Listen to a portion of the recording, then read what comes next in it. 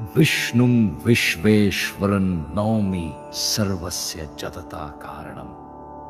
सृष्टिकर्ता पालकश्च त्वं नारायण नमोस्तुते।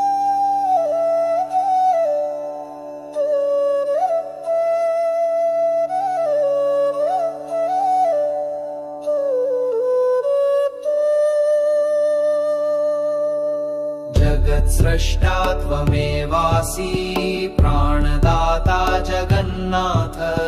धरां समुद्रं च विश्वं त्वं पोषयसि कमलापते। देवदेवं महाविष्णुं सर्वलोकैकनायकं। लक्ष्मीपतिं शान्तिरूपं भजे विष्णुं सनातनम्।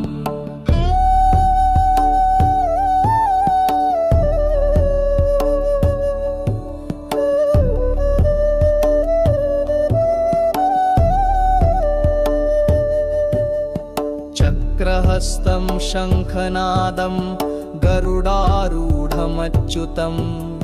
सर्वं त्वयि समन्वितं नमामि पुरुषोत्तमम्। विश्वं त्वं धारयसि नित्यं यज्ञरूपं जनार्दनं।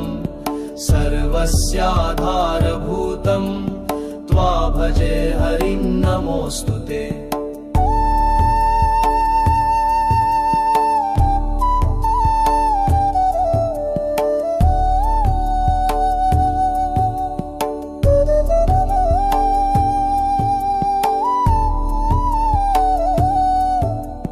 सूर्यचन्द्रौ त्वया सृष्टौ तारकं नभसि स्थितं।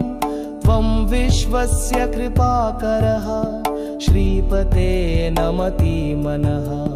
वेदगुह्यं परं धाम त्वं परब्रह्मरूपधृक्।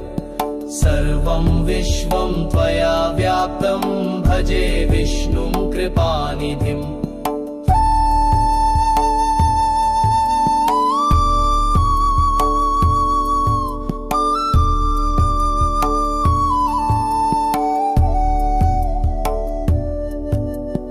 यस्य लीलाविलासेन विश्वं सम्नाद्यते प्रभो।